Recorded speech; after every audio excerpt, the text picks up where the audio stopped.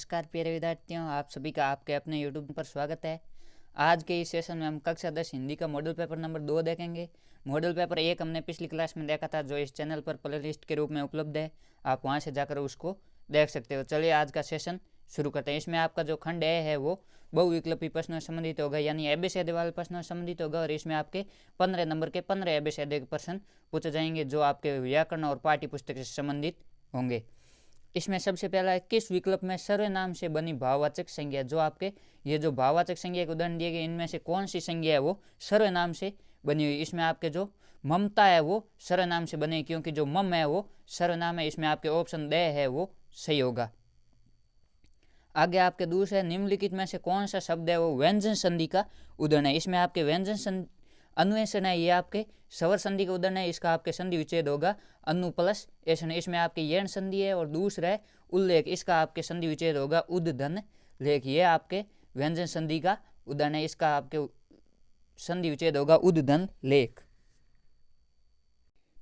आगे तीसरा है पावक, इसका आपके संधि विच्छेद होगा पो धन अक। इसमें आपके ये अयादि संधि का उदाहरण है। अयादि संधि एक स्वर संधि का भाग है। चौथा है स्वागत, इसका आपके संधि विच्छेद होगा सु प्लस आगत। ये भी आपके संधि विच्छेद संधि का ही स्वर संधि का उदाहरण है। जो यण संधि है, इसमें मुख्य रूप से यण संधि है, जो स्वर संधि का ही भाग है। इसलिए इसमें आपके जो उल्लेख है उसमें व्यंजन संधि होगा। इसमें आपके ऑप्शन बे है वो सही। और व्यंजन संधि है दो व्यंजन या एक स्वर के बीच में होती है। इसका आपके संधि विच्छेद उद प्लस लेख होता है। इसमें आपके नियम होता है कि लय से पहले कोई तय या दे आता है तो वह लय में बदल जाता है। इस प्रकार ये दे है वो लय में बदल जाएगा। इसमें आपके उल्लेख होगा।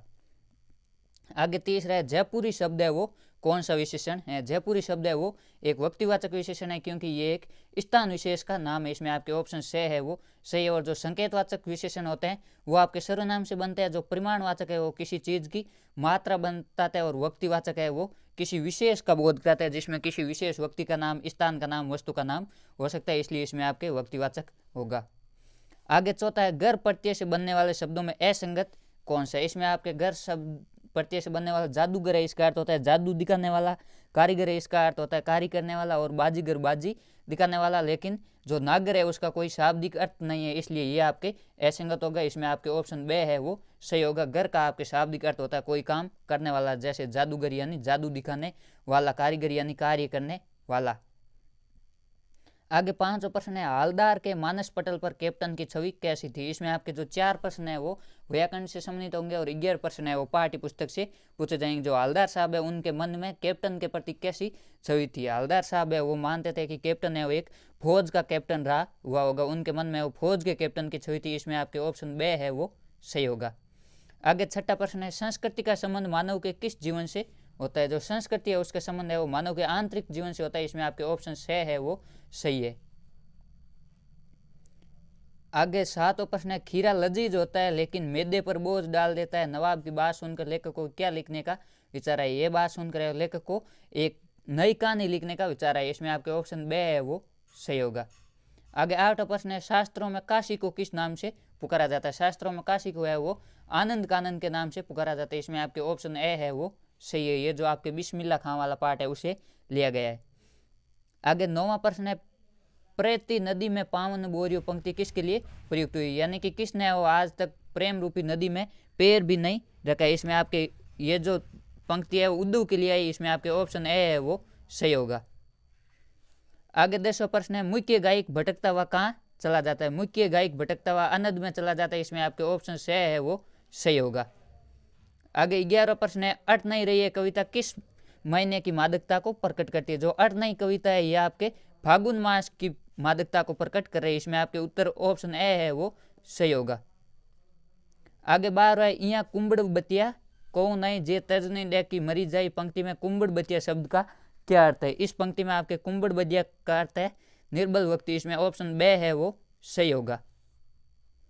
आगे 13वां प्रश्न है, शिवपूजन साई को उनके पिताजी क्या कहकर पुकारते थे। शिवपूजन साई को उनके पिताजी है वो भोलानाथ कहकर पुकारते थे। इसमें आपके ऑप्शन से है वो सही होगा। आगे 14वां प्रश्न है, लेखक ने गैंगटॉक को किसका शहर का। लेखक ने गैंगटॉक को है वो मेहनतकश बादशाहों का शहर का। इसमें ऑप्शन ए है वो सही होगा। आगे 15वां प्रश्न है, मैं क्यों लिखता हूँ पाठ के लेखक कौन है। जो आपके पाठ है मैं क्यों लिखता है इसके लेखक है अज्ञे, जिनका पूरा नाम है सच्चिदानंद हीरानंद वात्स्यायन आगे इसमें आपके ऑप्शन से है वो सही होगा। इस प्रकार आपके परीक्षा में वो 15 एबीसीडी वाले प्रश्न पूछे जाएंगे और ये 15 ही एबीसीडी प्रश्न है वो अति महत्वपूर्ण प्रश्न है। आगे दूसरा प्रश्न है रिक्त स्थानों की पूर्ति कीजिए। इसमें आपके 4 रिक्त स्थान है वो पूछे जाएंगे, ये व्याकरण से सम्मिलित होंगे। इसमें पहला है जो सर्वनाम निकटस्थ अथवा दूरस्थ पदार्थ या व्यक्ति की ओर खाली जगह करते हैं उन्हें निश्चयवाचक सर्वनाम कहा जाता है। जो निश्चयवाचक सर्वनाम है वो निकटस्थ या दूरस्थ व्यक्ति की ओर किस प्रकार का संकेत करते हैं, ये निश्चित संकेत करते हैं, उन्हें निश्चयवाचक सर्वनाम कहा जाता है। इसमें आपके निश्चित उत्तर है वो सही होगा। आगे दूसरा उपसर्ग शब्द खाली जगह में जुड़कर शब्द का अर्थ बदल देते हैं। जो उपसर्ग है वो शब्द के प्रारंभ में जुड़ते हैं, इसमें आपके सही उत्तर होगा आरंभ। उपसर्ग है वो शब्द के आगे जुड़कर परिवर्तन कर देते हैं और जो प्रत्यय है वो शब्द के पीछे जुड़ते हैं। तीसरा, जिस शब्द में लिंग वचन कारक आदि कांड रूप में परिवर्तन नहीं होता वह क्या कहलाता है। जिस शब्द में लिंग वचन कारक आदि कांड कोई भी परिवर्तन नहीं होता वह अव्यय कहलाता है। और चौथा है जिसका काल दूसरी क्रिया से प्रकट हो उसे क्या कहा जाता है। जिस क्रिया का काल है वो दूसरी क्रिया से प्रकट हो उसे पूर्वकालिक क्रिया कहा जाता है। इसमें सही होगा पूर्वकालिक क्रिया। आगे तीसरा प्रश्न है निम्नलिखित अपठित गद्यांश को पढ़कर पूछे गए प्रश्नों के उत्तर दीजिए। इसमें आपके अपठित गद्यांश दिया होगा, उसमें से आपके 6 प्रश्न है वो पूछे जाएंगे। ये गद्यांश है अनुशासनी वह कुंजी है जिससे हम जीवन का विकास कर पाते हैं तथा सफलता के अनेक चरण छूते हैं। यदि हम देखें तो समूची प्रकृति भी एक अनुशासन बंधी हुई है। जो आपके गद्यांश है वो अनुशासन के महत्व से संबंधित है। सूर्य का नित्य प्रति एक दिशा में उगना और उसी तरह अस्त होना अनुशासन के ही प्रमाण है। चंद्रमा तारे बादल सबका अपना अनुशासन है। जब किसी का अनुशासन भंग होता है तब कुछ अप्रत्याशित तथा विध्वंसकारी घटनाएं घटित होती है। समुद्र में ज्वार भाटा आने पर भी समुद्र है वो मर्यादित रहता है। एक निश्चित गति से पृथ्वी का सूर्य के चारों ओर चक्कर लगाना या अनेक उपग्रहों का अपनी गति से गतिमान रहना उनके अनुशासन का परिचय है। इसमें बताया गया है कि प्रकृति है वो एक अनुशासन का पालन करते हुए हमेशा अपने नियमों के अनुसार चलती है। ठीक इसी प्रकार विद्यार्थी के जीवन में भी अनुशासन का अत्यधिक महत्व है। जिस प्रकार प्रकृति के लिए अनुशासन का महत्व है उसी प्रकार विद्यार्थी के जीवन में भी अनुशासन का विशेष महत्व है। विद्यार्थी जीवन व्यक्ति के सघन साधना का काल है जिसमें वह स्वयं का शारीरिक मानसिक और रचनात्मक निर्माण करता है। अनुशासन 2 प्रकार का होता है, पहला आत्म अनुशासन और दूसरा बाह्य अनुशासन। आत्म अनुशासन की प्रेरणा है विद्यार्थी के जीवन निर्माण की पहली सीढ़ी है। दूसरी और बाह्य अनुशासन स्वयं के अलावा किसी दूसरे व्यक्ति के दबाव होने या उसके अधिकारों के कारण माना जाने वाला अनुशासन है। अनुशासन है वो 2 प्रकार का होता है, एक आत्म अनुशासन यानी खुद का अनुशासन, खुद के ऊपर अनुशासन, और एक बाह्य अनुशासन जो किसी दबाव के कारण माना जाने वाला अनुशासन है। चूंकि विद्यालय में शिक्षा ग्रहण करने की अवस्था में बालक का निर्माण है वो सीखने की प्रक्रिया में होता है, इसलिए उस अवस्था में जो वह सीखते हैं वह उसके जीवन के स्थायी मूल्य बन जाता है। इसलिए विद्यार्थी जीवन में अनुशासन अति आवश्यक है। ये जो आपके विद्यार्थी जीवन में अनुशासन का क्या महत्व है इसके बारे में आपके बताया गया। इसमें सबसे पहला है उपयुक्त गद्यांश का उचित शीर्षक दीजिए, यानी कि यह गद्यांश किससे संबंधित है। इसमें आपके होगा अनुशासन का महत्व है या विद्यार्थी जीवन में अनुशासन का महत्व है। दूसरा है अनुशासन कितने प्रकार का होता है। अनुशासन 2 प्रकार का होता है, पहला आत्म अनुशासन और दूसरा बाह्य अनुशासन। इसका उत्तर आपके ये होगा। तीसरा है व्यक्ति के जीवन का सघन साधना काल किससे बताया गया। व्यक्ति के जीवन का सघन साधना काल है वो विद्यार्थी जीवन को ही बताया गया। जो विद्यार्थी का जीवन होता है वही जीवन का सघन साधना काल होता है। चौथा है पतन शब्द का विपरीतार्थक अर्थ गद्यांश में से छांट कर लिखिए। पतन यानी समाप्त होना, पतन का आपके विपरीत अर्थ है, इसमें ढूंढ कर लिखना है। पतन का विपरीत अर्थ होगा विकास। और फिर 5वां प्रश्न है अनुशासन के कौन कौन से प्रमाण है। अनुशासन के निम्नलिखित प्रमाण है सूर्य का प्रतिदिन एक ही दिशा में उगना, सूर्य के चारों ओर परिक्रमा लगाना, ज्वार भाटा आने पर भी समुद्र का मर्यादित रहना, ये अनुशासन के प्रमाण है। और जो पतन का विपरीतार्थक अर्थ है विकास यानी कि बढ़ना। 6वां प्रश्न है बालक के जीवन में स्थायी मूल्य कहाँ बनते हैं। बालक के जीवन जो स्थायी मूल्य है वो विद्यालय में बनता है। यह आपके गद्यांश में है वो अंतिम लाइनों में आया कि बालक के जीवन में है विद्यालय में वह जो कुछ भी सीखता है वह उसके जीवन के स्थायी मूल्य बन जाते हैं। इस प्रकार आपके ये अपठित गद्यांश से 6 प्रश्न है वो पूछे जाएंगे। ये बहुत ही इजी, आपको सिर्फ देख कर इसका उत्तर लिखना है, सिर्फ समझ कर। आगे 4वां प्रश्न है अपठित पद्यांश को पढ़कर पूछे गए प्रश्नों के उत्तर दीजिए। इसमें भी आपके 6 प्रश्न पूछे जाएंगे। ये आपके अपठित पद्यांश है जो आपने पहले कभी पढ़ा नहीं है, ये आपके पूछा जाएगा। इसमें आपको इसका भाव समझकर बताना है। पूर्व चलने के बटोई बाट की कर ले पहचान। इसमें बटोई बताया गया है जो रागीर या जो रास्ते पर चलने वाला है उसको, और बाट का अर्थ होता है रास्ता। है अनिश्चित जिस पर शरीर गिरी गहवर मिलेंगे, है अनिश्चित किस जगह पर बाग वन सुंदर मिलेंगे। कि रास्ते पर चलने से पहले, जीवन में कोई कार्य करने से पहले उसका लक्ष्य निर्धारित कर लेना चाहिए कि जीवन में कहाँ कहाँ पर कांटे आएंगे और कहाँ कहाँ पर फूल आएंगे, अथवा जीवन में कोई कार्य करने पर कहाँ पर कठिनाई आएगी और उसका हल किस प्रकार किया जा सकता है। किस जगह यात्रा खत्म हो जाएगी ये भी अनिश्चित है अनिश्चित। कब मुनन कब कंटकों के सर मिलेंगे। इसका आपके पहला प्रश्न है उपयुक्त गद्यांश का उचित शीर्षक लिखिए। इसमें आपके पहला शीर्षक है पथ की पहचान। दूसरा प्रश्न है बटोई है वो किसको कहा गया। बटोई है वो राहगीर को कहा गया है। राहगीर या पथिक जो रास्ते पर चलने वाला उसको बटोई कहा गया है। इसमें आपके तीसरा प्रश्न है इस पद्यांश से क्या प्रेरणा मिलती है, यानी कि इस पद्यांश को पढ़कर हम जीवन में क्या सीख ले सकते हैं। इस पद्यांश से प्रेरणा मिलती है कि मार्ग पर चलने से पूर्व उसकी जांच पड़ताल कर लेनी चाहिए कि ये मार्ग कहाँ जाएगा और किस प्रकार का मार्ग है। इसके बाद इसमें चौथा है काव्यांश में गिरि शब्द का प्रतीकार्थ अर्थ क्या है। गिरि का अर्थ होता है आपके पर्वत। पर्वत गिरि का प्रतीकार्थ अर्थ क्या है। जिस प्रकार कोई चीज होती है उसके बीच में पर्वत आ जाता है तो वह बाधित हो जाती है, उसी प्रकार गिरि का प्रतीकार्थ अर्थ है बाधा, यानी कि हमारे जीवन में आने वाली कठिनाइयां। आगे पांचवा प्रस्तुत काव्यांश में कटंकों के सर का भावार्थ अर्थ बताइए। कि जीवन में कभी भी है वो दुख रूपी कांटे मिल सकते हैं, कठिनाइयां या बाधाएं कहीं भी आ सकती है, हमें उनसे लड़ने के लिए तैयार रहना चाहिए। छठा है जीवन में क्या है निश्चित है। जीवन में कभी भी सुख दुख आ सकते हैं, अर्थात कभी खुशी तो कभी गम का आगमन हो सकता है, ये अनिश्चित है। जीवन में सुख दुख आना है वो अनिश्चित है। यह आपके इस प्रकार अपठित पद्यांश है वो 6 प्रश्न पूछे जाएंगे। आगे खंड 2 है वो लघुतरात्मक प्रश्नों से संबंधित है। इसमें आपके प्रत्येक प्रश्न है वो 2 नंबर का रहने वाला और 40 शब्दों में आपको इसका उत्तर लिखना है, यानी कि 3 से 4 लाइन में। इसमें 5वां प्रश्न है दक्यानुशी विचारधारा जहाँ मानव मन को हतोत्साहित करती है वहीं प्रगतिशील विचारधारा मानव मन को गर्वित करती है कहानी ये भी के आधार पर कथ्य को स्पष्ट कीजिए। कि जो दक्यानुशी विचारधारा यानी जो छोटी विचारधारा है, संकीर्ण मानसिकता है, वो मनुष्य के मन को हतोत्साहित करती है, आगे बढ़ने से रोकती है। वहीं प्रगतिशील विचारधारा जो मोटिवेट करने वाली विचारधारा होती है वो मानव मन को गर्वित करती है, कोई कार्य करने के लिए प्रेरित करती है। ये एक कहानी ये भी के आधार पर इस बात को सिद्ध करना है। लेखिका की भाषणबाजी को सुनकर लेखिका के पिता के दक्यानुशी मित्र यानी संकीर्ण मानसिकता वाले मित्र या नकारात्मक मानसिकता वाले मित्र ने जहाँ उन्हें हतोत्साहित कर लेखिका को घर से बाहर निकलना बंद करवा दिया था। जब लेखिका की भाषणबाजी सुनकर एक लेखिका के पिताजी के दोस्त ने जाकर लेखिका के पिताजी को बताया तो लेखिका के पिताजी ने उसको है वो घर से बाहर जाना भी बंद कर दिया। इस प्रकार उनकी संकीर्ण मानसिकता के कारण लेखिका को है वो घर के अंदर भी बंद रहना पड़े। वहीं वे डॉक्टर अंबालाल द्वारा लेखिका की प्रशंसा सुनकर गर्वित हो उठे और स्वतंत्रता संग्राम में सहभागिता निभाई।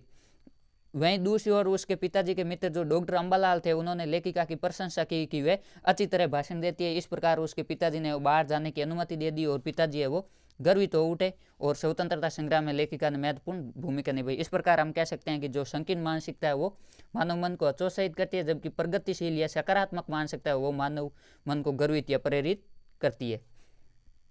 आगे छठा प्रश्न है बाल गोविंद भगत किस प्रकार के व्यक्तियों को अधिक स्नेह का पात्र मानते थे और क्यों। बाल गोविंद भगत के अनुसार किन को है अधिक स्नेह करना चाहिए। बाल गोविंद भगत कमजोर, असहाय, बीमार, गरीब आदि प्रकार के व्यक्तियों को अधिक स्नेह का पात्र मानते थे। उनकी समझ में ऐसे आदमी को ज्यादा प्यार और देखभाल की जरूरत होती है। बाल गोविंद भगत के अनुसार जो लोग कमजोर है, असहाय है, उनकी सहायता करने वाला कोई नहीं है, बीमार है, गरीब है, उनको अधिक स्नेह दिया जाना चाहिए और वे ज्यादा प्यार और देखभाल के हकदार होते हैं।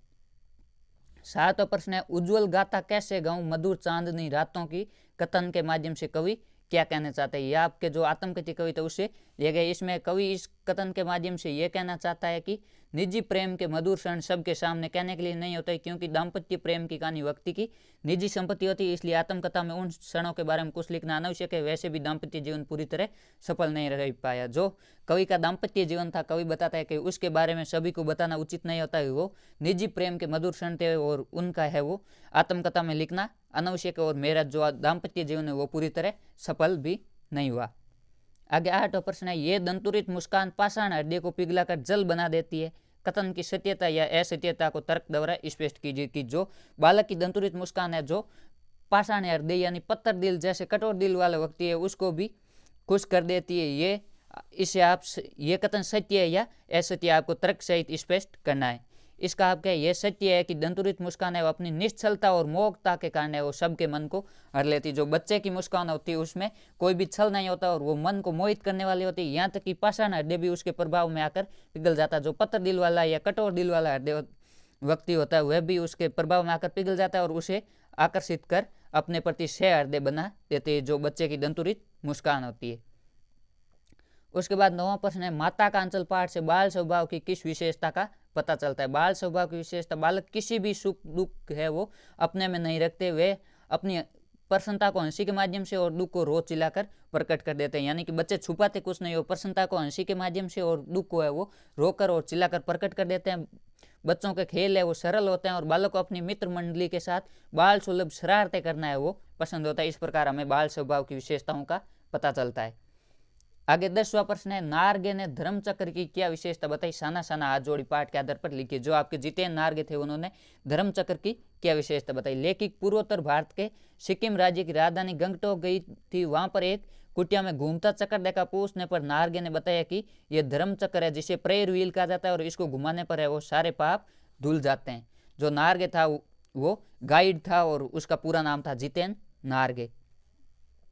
11वां प्रश्न है, राजनीति पढ़ाना मुहावरे का अर्थ बताइए और वाक्य में प्रयोग कीजिए। यह आपके जो 11वां प्रश्न है वो मुहावरे संबंधित होगा और मुहावरा जो आपके पाठ्य पुस्तक में आए हैं उन्हीं में से पूछा जाएगा। इसमें आपके राजनीति पढ़ाना, यह आपके जो गोपियों वाला पाठ है उसे लिया गया। राजनीति पढ़ाना का अर्थ होता है छल कपट सिखाना। इसका वाक्य प्रयोग होगा, देश विदेश से वकालत पढ़कर लौटे राजीव को देखकर ऐसा लगने लगा कि वे राजनीति पढ़ाए। राजनीति पढ़ाने का शाब्दिक अर्थ होता है छल कपट सीख लेना और इसका आपको वाक्य में प्रयोग करना है।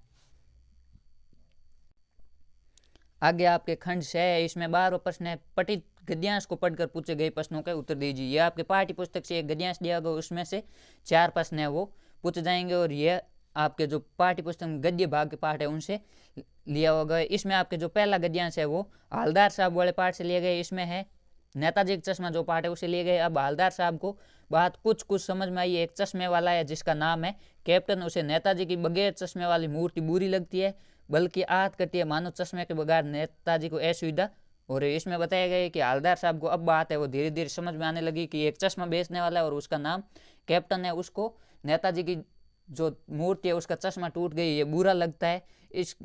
उनको ऐसा लगता है कि नेताजी को असुविधा हो रही है, इसलिए वे अपनी छोटी सी दुकान में उपलब्ध गिने चुने फ्रेमों में से एक नेताजी की मूर्ति पर फिट कर देता है। जब कोई ग्राहक आता है तो उसे वैसे ही फ्रेम की दरकार होती है, यानी जरूरत होती है, तो जैसे मूर्ति पर लगाया तो कैप्टन है चश्मे वाला मूर्ति पर लगा फ्रेम नेताजी क्षमा मांगते हुए लाकर ग्राहक को दे देता है और बाद में नेताजी को दूसरा फ्रेम लौटा देता है। वाह, खूब भाई, क्या आइडिया। जो आपके चश्मा बेचने वाला है वो नेताजी की मूर्ति पर चश्मा लगा देता है। जब ग्राहक को नेताजी की मूर्ति पर लगा चश्मा पसंद आता है तो वह ग्राहक को वह दे देता है, नेताजी से क्षमा मांगकर, और मूर्ति पर है वो नया चश्मा लगा देता है। इस प्रकार वह अपनी देशभक्ति प्रदर्शित करता है। इसमें पहला है, कैप्टन क्यों आता। कैप्टन को नेताजी की बगैर चश्मे वाली मूर्ति बुरी लगती थी, इसलिए वह आता। आत का आपके शाब्दिक अर्थ होता है मानसिक रूप से परेशान।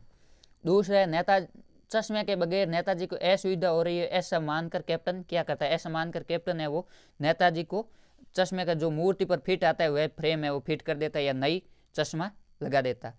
तीसरा है, नेताजी की मूर्ति के कैप्टन चश्मे का फ्रेम फिट कर देता है। इसमें कैप्टन की कैसी भाव प्रतीत होती है, यानी कि इसमें कैप्टन का क्या भाव था। इसमें चश्मे वाले की देशभक्ति की भावना प्रकट होती है, वह देशभक्तों का सम्मान करता है। नेताजी जो एक देशभक्त है, उन्होंने देश के लिए अपना सर्वस्व बलिदान किया, उनका वो सम्मान करता था।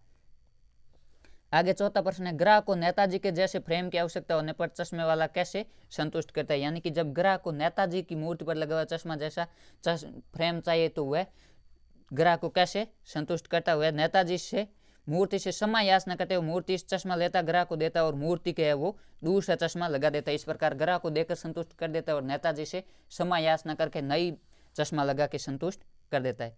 इसके अथवा में भी आपके एक गद्यांश दिया होगा, आपको दोनों में से किसी एक को करना है। यदि आप ऊपर वाला करते हैं तो आप सीधा करना, और यदि यह अथवा वाले करते हैं तो आपको सबसे पहले प्रश्न संख्या 12 लगाकर आपको पहले अथवा लिखना है और फिर इसका हल करना है। इसमें काशी संस्कृति की पाठशाला है और शास्त्रों में आनंद कानन के नाम से प्रतिष्ठित। जो काशी है उसको शास्त्रों में आनंद कानन के नाम से बताया गया और काशी है वो संस्कृति की पाठशाला है।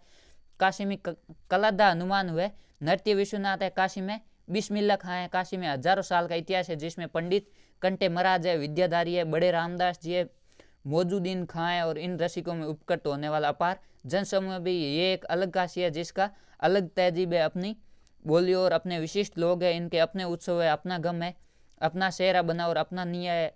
आप यहाँ संगीत को भक्ति से, भक्ति को किसी भी धर्म के कलाकार से और कजरी को चैती से, विश्वनाथ को विशालाक्षी से और बिस्मिल्लाह खां को गंगा द्वार से अलग करके नहीं देख सकती। यानी कि जो काशी है उसकी संस्कृति अलग है और उसमें धार्मिक सद्भाव है, उसमें सभी धर्मों के लोग हैं वो मिलजुल कर रहते हैं, उसमें किसी प्रकार का कोई भेदभाव नहीं है। इसमें सबसे पहला है शास्त्रों में काशी किस नाम से प्रसिद्ध है। शास्त्रों में काशी है वो आनंद कानन नाम से प्रसिद्ध है। यह आपके अति महत्वपूर्ण प्रश्न है, ये परीक्षा में पूछा जा सकता है। दूसरा है काशी में क्या क्या विद्यमान है। काशी में वो कलाधर, हनुमान, नृत्य विश्वनाथ और बिस्मिल्लाह खां है।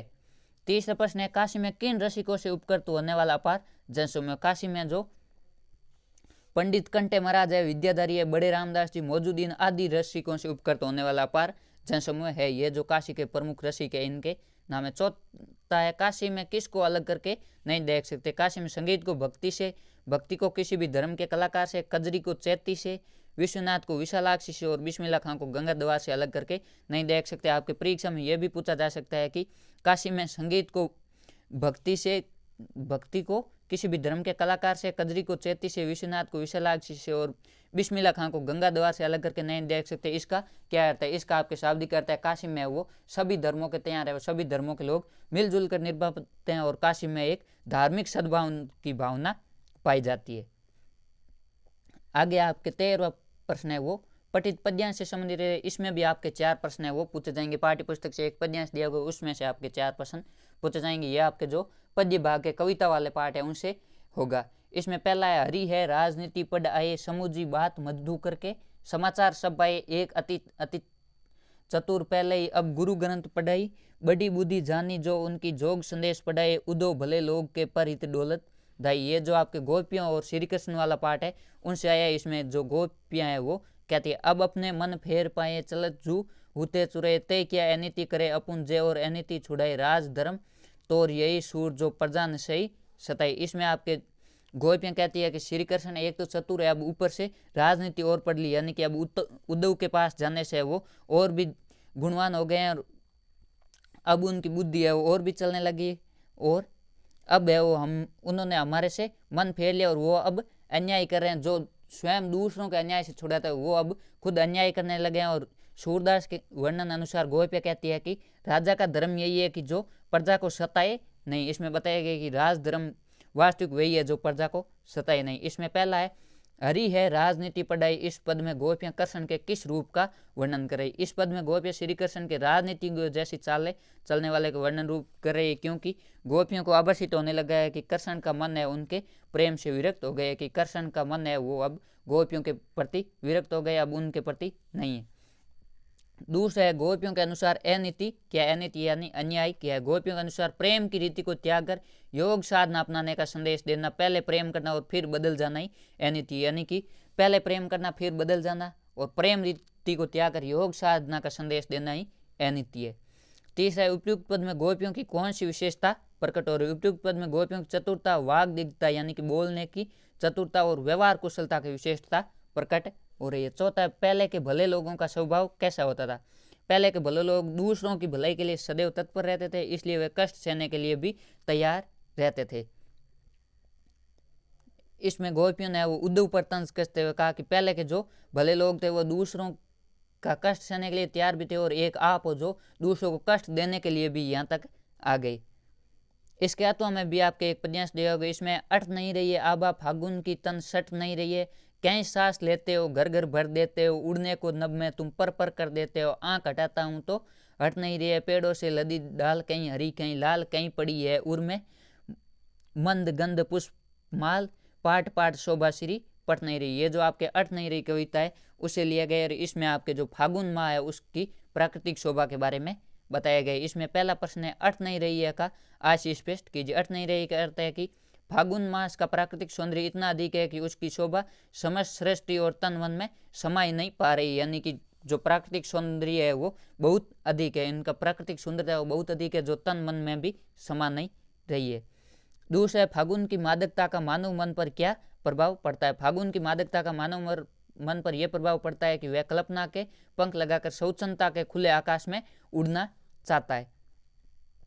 तीसरा है फागुन माह का पेड़ पौधों पर क्या असर पड़ता है। फागुन माह में वो चारों ओर बिखरा प्राकृतिक सौंदर्य अपने चरम अवस्था में पहुंच जाता है। ऐसा प्रतीत होता है कि संपूर्ण प्राकृतिक तत्व है वो जीवंत हो उठा है। जो वृक्ष कल तक जीते थे वो आज रंग बिरंगे फूलों से लद चुके, यानी जो जिन पेड़ों पर कल तक कोई पत्ते भी नहीं थे वो फागुन आने पर रंग बिरंगे फूलों से लद चुके हैं। चौथा है कवि अपनी आंखों को कहाँ से नहीं हटा पा रहा है, कवि अपनी आंखों को फागुन के सौंदर्य के मादक स्वरूप से नहीं हटा पा रहा है। इस माह में वृक्षों के पत्ते है वो वृक्ष है वो पत्तों और पुष्प लद गए, वृक्षों को देखकर ऐसा लग रहा है कि पुष्पों के गले में है वो सुगंधित माला पड़ी हुई। इस प्रकार जो आपके फागुन माह का प्राकृतिक सौंदर्य उसके बारे में इस अर्थ नहीं रही कविता उसमें बताया गया है। आगे 14 प्रश्न है, नई कहानी और लखनवी अंदाज में आपको क्या समानता दिखाई देती है, स्पष्ट कीजिए। इसमें आपके उत्तर है वो 60 से 80 शब्दों में देना है, ये आपके अथवा में पूछा जाएगा। इसमें नई कहानी और लखनवी अंदाज है दोनों काल्पनिक और अशरीरी है, यानी कि ये दोनों है वो काल्पनिक है, इनका वास्तविक यथार्थ से कोई लेना देना नहीं। दोनों ही वास्तविकता को महत्व न देकर बनावटी जीवन शैली को महत्व देते हैं। जो नई कहानी का प्रचलन यानी कि जो वर्तमान में बिना पात्रों कहानी लिखी जा रही वो, और जो लखनवी अंदाज है दोनों ही है वो बनावटी जीवन शैली को महत्व देते हैं। नवाब साहब झूठी नवाबी कांड बिना खीरा खाए अपना पेट भरना चाहते हैं, तो नए कहानीकार है वो बिना घटना पात्र और विचार के कहानी लिखना चाहते हैं। जो नए कहानीकार है वो बिना किसी घटना बिना कोई पात्र और बिना विचार के कहानी लिखना चाहते हैं, जिस प्रकार नवाब साहब है वो बिना खीरा खाए पेट भरने का सोच रहे थे। दोनों ही यथार्थ की उपेक्षा कर परजीवी संस्कृति की साधना करे, यानी कि एक शब्द में कहे तो दोनों ही है वो बनावटी जीवन शैली को महत्व देने वाले और यथार्थ की उपेक्षा कर रहे हैं। इसके तो हम आपके बाह्य भौतिक संस्कृति और आंतरिक सहज संस्कृति में अंतर स्पष्ट कीजिए। जो बाह्य और आंतरिक सहज संस्कृति उसमें क्या अंतर है। मानव सरलता से अपना जीवन जी सके इस जन कल्याण की भावना से प्रेरित होकर जब भौतिक संसाधनों का आविष्कार हो, जैसे आग है, सुई धागा, मोटर कार, तो ये प्रेरणा है बाह्य भौतिक संस्कृति की प्रेरणा में आएगी। वहीं हमारे मनुष्य अपने सहज आंतरिक अनुभव ज्ञान और साधना के द्वारा मनुष्य का आध्यात्मिक विकास कर उसे मिथ्या तृष्णा से युक्त कर सच्चे ज्ञान मुक्त करे, वो सच्चे ज्ञान का साक्षात कराता है, तो वह मानव कल्याण की आंतरिक भावना होती है। जो आध्यात्मिक विकास है वो मानव कल्याण की आंतरिक संस्कृति के भीतर आता है, और जो बाह्य वस्तु है जैसे आग है, सुई धागा है, मोटर कार है, ये बनाना आपके बाह्य भौतिक संस्कृति के अंतर्गत आता है। आगे 15 प्रश्न है, साहस और शक्ति के साथ विनम्रता हो तो बेहतर है, इस कथन पर अपने विचार प्रकट कीजिए। यह आपके जो राम लक्ष्मण परशुराम संवाद वाला पाठ है उसे बताया गया है कि साहस और शक्ति के साथ यानी कि बलशाली होने के साथ विनम्र हो तो अच्छा है, इस पर अपने विचार लिखने। ये आपके 3 नंबर का, और इसमें आपको 60 से 80 शब्दों में उत्तर देना है, यानी 5 से 6 लाइन में इसका उत्तर लिखना है। इसमें साहस और शक्ति के साथ विनम्रता का होना एक बहुत ही अच्छा गुण है, क्योंकि विनम्रता इन दोनों पर नैतिक अंकुश रखती है। जब कोई व्यक्ति विनम्र होगा तो वह साहस और शक्ति दोनों पर कंट्रोल रखेगा। व्यक्ति कई बार शक्ति और साहस के बल पर उद्दंडता करने लगता है, यानी घमंड करने लगता है, उसकी इस उद्दंडता का वह बुरा लगने लगता है। ऐसी स्थिति में विनम्रता ही उस पर नियंत्रण करती है। लक्ष्मण और परशुराम दोनों है पराक्रमी और शक्ति संपन्न है, परंतु विनम्र नहीं होने से दोनों अहंकारी या घमंडी लगते हैं। राम में विनम्रता अधिक है तो वह प्रभावशाली लगते हैं। राम में शक्ति और पराक्रमी होने के साथ साथ विनम्रता भी, इसलिए वो प्रभावशाली लगते हैं। इसके तो हम आपके पूछा गया संगतकार कविता के माध्यम से कवि ने किन लोगों पर प्रकाश डाला। यह आपके अधिकतर प्रश्न है वो समझ आधारित रहने वाले, आपको इनका समझ कर है वो उत्तर देना। पहले पाठ पढ़कर पाठ का मूल भाव देखना है, कवि इसमें क्या बताना चाहता है या हमें क्या सीख देना चाहता है। इसमें आपके जो दोनों है दोनों में से कोई एक नहीं, या तो अथवा से ऊपर वाला या अथवा वाला प्रश्न। इसमें अथवा हम संगतकार कविता के माध्यम से कवि ने किन लोगों पर प्रकाश डाला है। संगतकार कविता मुख्य गायक के साथ गाने वाले, साथ देने वाले, शिष्य परंपरा निभाने वाले उस छोटे गायक पर लिखी हुई जो अपनी कमजोर, पतली और कांपती आवाज मुख्य गायक का साथ देकर अपने धर्म का निर्माण करता है, मनुष्यता और मानवीयता के मार्ग पर चलता है। प्रस्तुत कविता में कवि ने उन लोगों के बारे में विचार प्रस्तुत किया जो हर बड़े काम के पीछे सहायक की भूमिका निभाते हुए कभी प्रसिद्धि का स्वाद नहीं चखते, यानी कि कोई कार्य करने वाले में जो सहायक होते हैं उनकी भूमिकाओं के बारे में बताए गए हुए कभी भी प्रसिद्ध नहीं होते, लेकिन कार्य को सफल बनाने में उनकी जो सहायक होते हैं उनकी महत्वपूर्ण भूमिका होती है। क्योंकि संगतकार भी मुख्य गायक की आवाज़, हौसला, उत्साह और प्रेरणा को बिखेरने और कमजोर नहीं पड़ने देते। जिस प्रकार जो संगतकार है वो मुख्य गायक की आवाज़ है, हौसला, उत्साह उसको कमजोर नहीं पढ़ने देता, उसी प्रकार कोई भी कार्य करने में जो सहायक होता है उसकी महत्वपूर्ण भूमिका होती है, लेकिन वह कभी भी प्रसिद्धि नहीं पाता है। उसके बाद 16 प्रश्न है आपके कवि परिचय या लेखक परिचय सम्मिलित होगा। इसमें जयप्रसाद जी के व्यक्तित्व और कर्तृत्व के बारे में लिखी, यानी कि जयप्रसाद जी का जन्म कब हुआ, निधन कब हुआ, जन्म कहाँ हुआ और कर्तृत्व इन्होंने किन किन साहित्यिक रचनाओं की रचना की, और अथवा में आपके है वो एक लेखक परिचय पूछा जाएगा। इसमें भदंत आनंद कौशल्यायन के व्यक्तित्व और कर्तृत्व के बारे में लिखी। छायावादी कवि जयशंकर प्रसाद का जन्म सन 1889 में वाराणसी में हुआ। घर पर ही संस्कृत, हिंदी और फारसी का अध्ययन किया। इनका जीवन में अत्यंत संघर्ष में रहा। सन 1937 में इनका निधन हो गया। इन्होंने नाटक, कहानी, उपन्यास, आलोचना, कविता आदि विधाओं पर लिखा। प्रसाद जी के साहित्य और जीवन की कोमलता, माधुर्य, शक्ति, ओज का साहित्य माना जाता है। छायावादी कविता का अतिशय काल्पनिकता, सौंदर्य का सूक्ष्म चित्रण, प्रकृति प्रेम, देश प्रेम और शैली की लाक्षणिकता उनकी कविता की प्रमुख विशेषता और कमाई ने इनकी कालजयी करती है। ये जो आपके छायावादी कवि जयशंकर प्रसाद जी का व्यक्तित्व है, ये आपके अति महत्वपूर्ण है। यह आपके परीक्षा में पूछा जा सकता है। इसके तो हम आपके भदंत आनंद कोश्यायन। भदंत आनंद कोश्यायन का जन्म सन 1905 में पंजाब के अम्बाला जिले के सोहाना गांव में हुआ। बचपन का नाम है वो हरदास था। आपको ये भी ध्यान में रखना है कि भदंत आनंद कोश्यायन का बचपन का नाम क्या था? हरदास। हिंदी सेवक कोश्यायन जी बौद्ध भिक्षु थे। उन्होंने बौद्ध धर्म के प्रचार में जीवन समर्पित कर दिया। उनकी प्रमुख पुस्तक है भिक्षु के पत्र, जो भूल नहीं सका, हाँ ऐसी दरिद्रता, बहानेबाजी, यदि बाबा न होते, रेल का टिकट, कहाँ क्या देखा आदि प्रमुख है। उन्होंने हिंदी साहित्य सम्मेलन प्रयाग और राष्ट्रभाषा प्रचार समिति वर्धा के माध्यम से देश विदेश में हिंदी के प्रचार प्रसार का महत्वपूर्ण कार्य किया। उनकी जो प्रमुख है वो है राष्ट्रभाषा प्रचार समिति वर्धा। इनके माध्यम से इन्होंने हिंदी का प्रचार किया। सरल सहज बोलचाल की भाषा में उनके निबंध, संस्मरण, यात्रा और वृत्तांत काफी चर्चित रहे। वे गांधी जी के साथ लंबे अरसों तक वर्षा में रही। वो गांधी जी के साथ है वो वर्षा नामक स्थान पर रही। सन 1988 में उनका निधन हो गया। आपको ये भदंत आनंद कोश्यायन का ये भी विशेष रूप से ध्यान में रखना है। और आपके एक कवि क्या तो हम लेखक का परिचय पूछा जाता है तो आप है वो या तो जितने भी कवि है जो 8 से 9 कवि है उनका याद कर लो, या जो लेखक है उनका याद कर लो। आपके 7-8 लेखक हैं उनमें से या तो आप सभी लेखकों के परिचय याद कर लो या कवियों के याद कर लो। आपके परीक्षा में वो पूछे जाएंगे और यह आपके है वो 3 नंबर का रहने वाला है। आगे आपके जो खंड दे है वो निम्नात्मक प्रश्नों से संबंधित होगा। इसमें प्रत्येक प्रश्न है वो 4 नंबर का होगा और उत्तर सीमा वो 80 से 100 शब्द यानी 8 से 9 लाइन में आपको इसका उत्तर लिखना है। इसमें पहला है लेखक की अभ्यंतर व्यवस्था क्या होती है, मैं क्यों लिखता हूँ पाठ के आधार पर बताइए। लेखक की अभ्यंतर व्यवस्था ये होती है कि वह स्वयं को पहचानने के लिए लिखता है। जो लेखक है वो मुख्य रूप से स्वयं को पहचानने के लिए लिखता है। लेखक लिखकर अपने मन के अंदर की व्यवस्था को जानना चाहता है। जो विचार उसके अंदर छटपटाहट पैदा करे उनके जानने के लिए लिखता है। लेखक मानता है कि कई बार बाहरी तत्व जैसे आर्थिक व्यवस्था, संपादक का आग्रह, प्रसिद्धि पाने या बनाए रखने के लिए भी लिखा जाता है। जो लेखक है वो मानता है कई बार बाहरी तत्व जैसे कि आर्थिक व्यवस्था यानी पैसे कमाने के लिए, संपादक का आग्रह, कोई पत्रिका का संपादक है वो लेखक को लिखने के लिए क्या देता है, लेखक लिखते हैं, या प्रसिद्धि पाने, फेमस होने के लिए या प्रसिद्धि बनाए रखने के लिए भी लिखा जाता है। परंतु लेखक तटस्थ रहकर वो आंतरिक विचारों से मुक्ति पाने के लिए अपनी अनुभूति के आधार पर लिखता है। लेकिन जो लेखक है वो मुख्य रूप से अपनी आंतरिक विचारों से मुक्ति पाने के लिए ही लिखता है।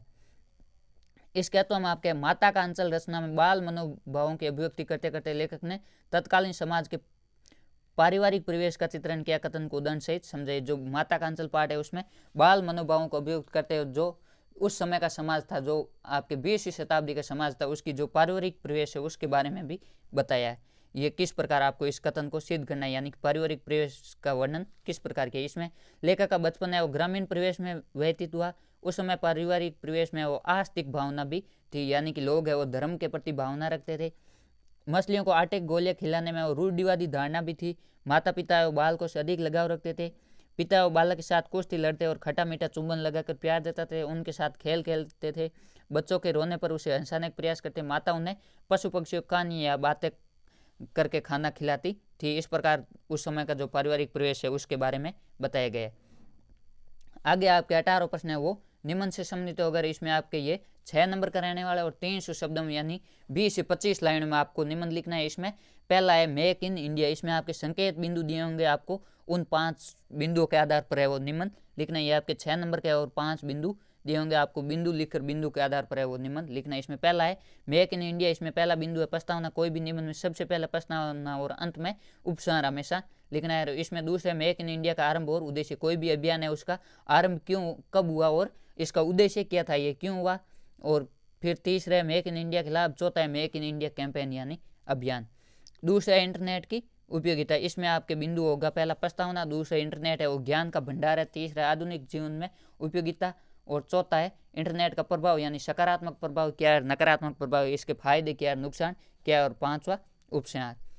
तीसरा है शिक्षा में खेलकूद का महत्व, इसमें आपके संकेत बिंदु है प्रस्तावना, शिक्षा में खेलकूद की आवश्यकता, विद्यालय में क्रीड़ा के विभिन्न रूप, जीवन में खेलकूद का महत्व और उपचार। चौथा है शिक्षा प्रसार उन्नति का द्वार, इसमें भी आपके संकेत बिंदु दिए। पहला प्रस्तावना, दूसरा शिक्षा का प्रसार यानी शिक्षा को आगे बढ़ाना, तीसरा प्रौढ़ शिक्षा और साक्षरता अभियान, चौथा है समस्याएं और सुझाव यानी कि जो शिक्षा के प्रसार में प्रमुख समस्याएं कौन कौन सी आ रही वो और आप अपने तरफ से सुझाव किया जाना चाहते हो, और फिर उपचार। इसमें आपके ये मेक इन इंडिया का निबंध दिया गया और आप ये पीडीएफ से पढ़ लेना, और आपको पीडीएफ है वो हमारे टेलीग्राम ग्रुप मिल जाएगी। टेलीग्राम ग्रुप का लिंक है इस वीडियो के डिस्क्रिप्शन में दिया गया, आप वहाँ से टेलीग्राम ग्रुप ज्वाइन करके पीडीएफ प्राप्त कर सकते हो और आपको सभी मॉडल पेपरों की पीडीएफ है वो वहाँ पर मिल जाएगी। आगे 19वां प्रश्न है आपके, अपने को राजकीय बालिका सीनियर सेकेंडरी स्कूल मंदसौर की छात्रा रमन बाला मानकर अपने विद्यालय की प्रधानाचार्य को छात्रावास की कमियों का वर्णन करते हुए उन्हें दूर करने के लिए एक प्रार्थना पत्र लिखी। कि स्वयं को आपको रमन बाला मानना, जहाँ आपके प्रार्थना पत्र में नाम लिखा जाता है वहाँ अपना स्वयं का नाम रमन बाला लिखना है और विद्यालय का नाम दिया हुआ है राजकीय बालिका सीनियर सेकेंडरी स्कूल मंदसौर, और आपको प्रधानाचार्य को पत्र लिखना है कि छात्रावास यानी हॉस्टल में जो कमियां हैं वो उनको दूर करने का प्रयास करें। इसमें आपके सबसे पहले आपको सेवा में लिखना है, फिर उसके नीचे प्रधानाचार्य महोदय, फिर विद्यालय का नाम और फिर स्थान का नाम, फिर विषय, फिर महोदय। आपके महोदय है वो सेवा में के सीधो सीध में लेफ्ट साइड में लिखना है। फिर आपको पूरी समस्या बतानी। सेवनीय निवेदन है कि वर्तमान में हमारे छात्रावास सफाई व्यवस्था समुचित नहीं है, जो सफाई कर्मचारी नियुक्त हुए वह कभी तो आता ही नहीं है और कभी आता भी है बिना सफाई किए चला जाता है। शौचालय बहुत ही गंदे पड़े और उनमें भयंकर बदबू आ रही है। शौचालय में पानी की उचित व्यवस्था नहीं है और छात्रावास के प्रांगण में लाइट की व्यवस्था नहीं है और रात्रि में चारों ओर अंधकार व्याप्त रहता है। रात्रि में असामाजिक तत्वों के अंदर घुस आने का भय रहता है। इसलिए आपसे निवेदन है कि इन कमियों को यथाशीघ्र दूर कर अनुग्रहित करें और एक बार स्वयं छात्रावास का निरीक्षण करें। फिर आपको प्रार्थनी या आप प्रार्थी लिखकर अपना नाम लिख देना है और इस लेफ्ट साइड में वो दिनांक लिखनी है। ये आपके एक औपचारिक पत्र और अथवा में आपके अनौपचारिक पत्र भी पूछा जा सकता है, यानी आपको किसी परिवारजनों या मित्र को पत्र लिखना। इसमें स्वयं को बापू नगर जयपुर निवासी हिमांशु मानकर शैक्षणिक भ्रमण का वर्णन करते हुए अपने पितर प्रियांशु को एक निबंध लिखना। आपको स्वयं को है वो हिमांशु मानना है और आपका जो निवास स्थान है वो बापू नगर जयपुर, और आप एक शैक्षणिक भ्रमण पर गए यानी एजुकेशनल टूर पर गए। अपने मित्र प्रियांशु को इस टूर के बारे में बताते हुए एक पत्र लिखना है। इसमें आपके सबसे पहले है वो आपको अपना एड्रेस लिखना है और दिनांक लिखनी है, ये आपके राइट साइड में लिखना है। फिर आपको लिखना है प्रिय मित्र प्रियांशु, आप जिसको भी लिख रहे हो। फिर सप्रेम नमस्ते, फिर आशा है आप सपरिवार से आनंद होंगे, मैं यहाँ पर प्रसन्न हूँ, कुशल हूँ। पिछले सप्ताह हमारे विद्यालय के छात्रों का एक दल व्यायाम शिक्षक जी के साथ शैक्षणिक भ्रमण पर आगरा गया था। हमने वहाँ पर ताजमहल, पुराना किला, दयाल बाग आदि प्रमुख स्थान देखे, विशेषकर वहाँ पर मुगल स्थापत्य कला देखने का अवसर मिला। इस तरह हमें वहाँ पर सभी धरोहरों का मिला जुला ज्ञान प्राप्त हुआ।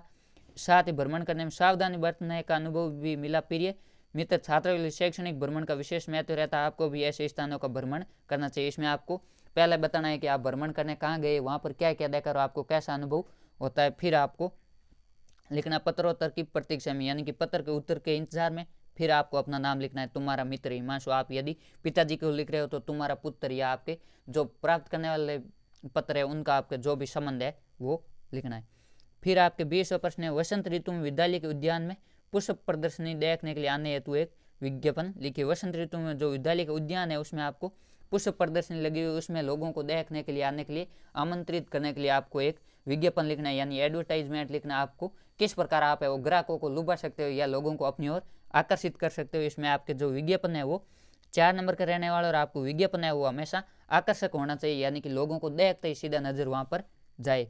इसमें आपके 2 दिए होंगे, दोनों में से किसी एक पर लिखना। आपके विद्यालय में SUPW समाज उपयोगी उत्पादक कार्य जो शिविर होता है उसमें अनुपयोगी सामग्री से उपयोगी सामग्री बिक्री हेतु एक विज्ञापन लिखिए। आपको दोनों में से किसी एक पर लिखना है। इसमें पहले में सबसे पहले आमंत्रण लिखना है, फिर आपके जो विद्यालय का नाम है वहाँ पर लिखना है, फिर प्राकृतिक आकर्षक और फिर आपको है वो सजा कर लिखना है। और जो विज्ञापन है वो हमेशा एक बॉक्स में बंद करके ही लिखना है। इसमें सबसे नीचे आपको जो प्रधानाचार्य या जो आपके विज्ञापन प्रस्तुत करने वाले उनका नाम लिखना है। इस प्रकार आपके ये जो बोर्ड परीक्षा में वो हिंदी में 20% पूछे जाएंगे। ये आपके हिंदी का दूसरा मॉडल पेपर पूरा हुआ। पहला मॉडल पेपर इस चैनल पर उपलब्ध है, आप वहाँ से जाकर देख सकते हो। और आपको इसी चैनल पर कक्षा 10 और कक्षा 12 के सभी विषयों के मॉडल पेपर हल करवाए जाएंगे, इसलिए जुड़ना ना भूले और चैनल को सब्सक्राइब कर ले ताकि नेक्स्ट क्लास आते ही आपको नोटिफिकेशन मिल जाए। और अपने दोस्तों के साथ भी शेयर करें ताकि उनको भी इन मॉडल पेपरों का फायदा मिल सके। धन्यवाद, मस्त रहिए, पढ़ाई करते रहिए।